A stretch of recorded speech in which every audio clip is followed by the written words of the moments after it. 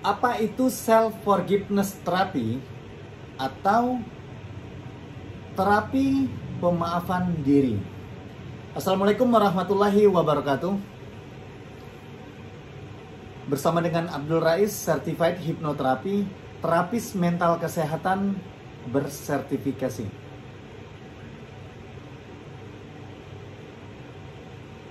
Di dalam kita menjalankan hidup, banyak sekali saya menemukan, bahkan saya membantu orang supaya mereka hidupnya lebih tenang, lebih rileks, lebih damai. Nah, sebenarnya di dalam kehidupan seseorang itu perlu adanya yang namanya mental kesehatan. Bagaimana jiwanya sehat, bagaimana mentalnya kuat. Dikarenakan seorang tindakannya ataupun perilakunya itu dipengaruhi oleh memori yang terdapat di alam bawah sadarnya. Nah, memori yang sudah permanen, yang sudah tertanam, yang sudah tersimpan, entah itu sejak lahir, entah itu sejak ia di dalam kandungan, atau memori negatif itu baru terinstal. Nah, hal inilah yang mempengaruhi seseorang bisa bersikap, berperilaku yang negatif. Bahkan banyak yang mengalami yang stres, terjadinya nyeri fisik seperti gangguan di kepalanya, ada asam lambung yang tinggi sehingga ia menjadi MAH ataupun GERD. Bukan hanya itu, banyak orang yang pengen tidur itu di malam hari. Dikarenakan banyak hal-hal yang bisa kita dapatkan apabila kita bisa tidur di malam hari. Seperti sebelum jam 10 malam. Nah, disitulah self-forgiveness therapy, artinya terapi pemaafan diri atas kesalahan diri sendiri, atas kesalahan orang lain yang memori itu tersimpan ke dalam diri seseorang, seperti khawatir, takut, marah terhadap orang lain, kesel. Ya, makanya self-forgiveness therapy adalah metode bagaimana seseorang diterapi, konseling, konsultasi, sehingga seseorang bisa mendapatkan hal ketenangan, mendapatkan kesembuhan pada nyeri-nyeri fisiknya. Dikarenakan apa?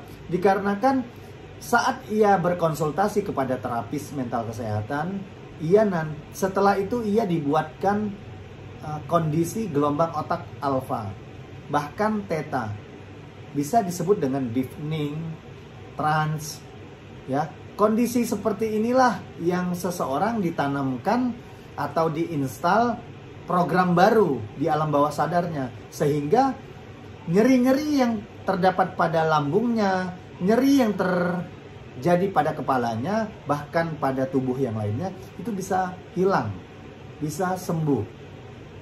Dahsyatnya ya.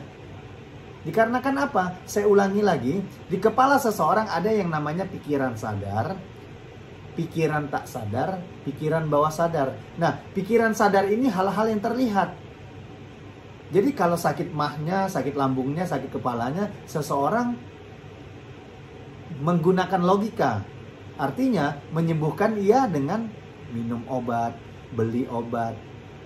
Namun yang dikatakan logis, logika, pikiran sadar tadi hanya 10% bisa menyembuhkan. Artinya sangat kecil sekali. Nanti kesembuhan tadi hanya sementara. Jadi nyeri tadi akan timbul lagi. Dikarenakan apa? Hal yang tidak terlihat di dalam diri seseorang, itu halnya tidak terlihat. Seperti memori yang tersimpan itu kan tidak terlihat di alam bawah sadar seseorang. Nah, itu memori permanen itu 90% mempengaruhi. Nah, kalau di dalam memori seseorang itu masih ada kesalnya, masih ada dendamnya, masih ada gondoknya, masih ada emosional yang negatifnya. Jadi seseorang tidak akan sembuh. Nah, inilah tugas saya dan teman-teman sebagai terapis mental kesehatan, digantikan memori tadi. Ya, menggantikan memori itu tidak bisa dalam keadaan yang sadar seperti ini, seperti saya membuat video ini, tidak bisa. Ini kan gelombang otak seseorang seperti saya sekarang ini beta. Jadi seseorang akan mengalami hal-hal yang namanya deafening, trance, kondisi theta, ya. Baru hal itu saya tanamkan. Sugesti itu saya tanamkan. Ibarat komputer yang sudah lama dibeli di rumah ataupun laptop. Nah, kita kan sebenarnya tidak mau menggunakan aplikasi ataupun software yang lama karena ada pembaruan misalnya. Nah, kita harus menggantikan software yang lama tadi dengan yang baru. Kalau kita ibaratkan kepala kita atau otak kita seperti komputer. Nah, tugas saya dan teman-teman terapis mental kesehatan adalah bagaimana caranya diinstal lagi program-program yang baru, program-program yang bisa menyembuhkan penyakit teman-teman, ya kan, nyeri-nyeri fisik, hidup tenang, damai, tidak stres, relax, ya, itu ditanamkan ke alam bawah sadarnya. Itu membutuhkan waktu 1-2 jam. Dalam kondisi konsultasi sampai deafeningnya itu membutuhkan waktu 1-2 jam. Nah, bagaimana solusinya bagi teman-teman yang berdomisili jauh, berdomisili di luar Jakarta? Misalnya pernah yang ada menghubungi saya Pontianak, Jogja, Bali. Nah, itu bisa dengan panduan video. Namanya kan self forgiveness therapy, metode memaafkan diri.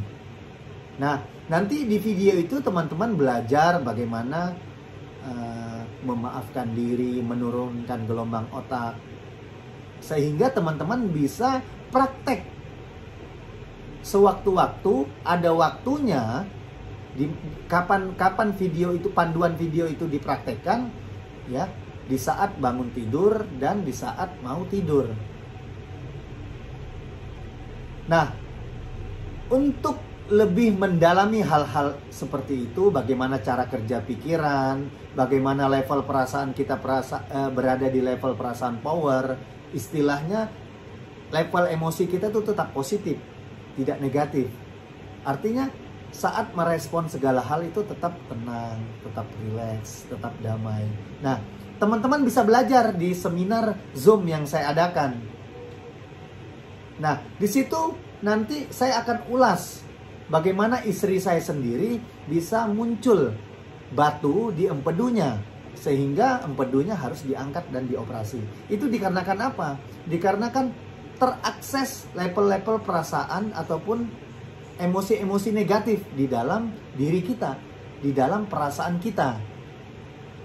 Nah, bagaimana teman-teman supaya tidak mudah mengakses vibrasi-vibrasi negatif, energi-energi negatif, ya, dengan merespon segala hal dengan baik, dengan positif.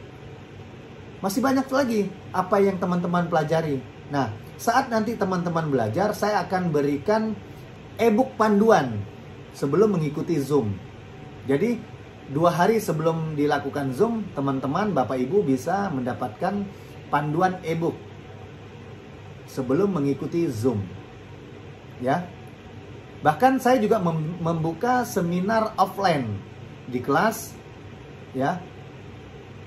Bagi yang ingin juga mendaftar kelas offline-nya, teman-teman bisa ataupun Bapak Ibu bisa mendapatkan private terapi di kelas dengan terapi massal dan terapi private. Oke? Terima kasih. Wassalamualaikum warahmatullahi wabarakatuh.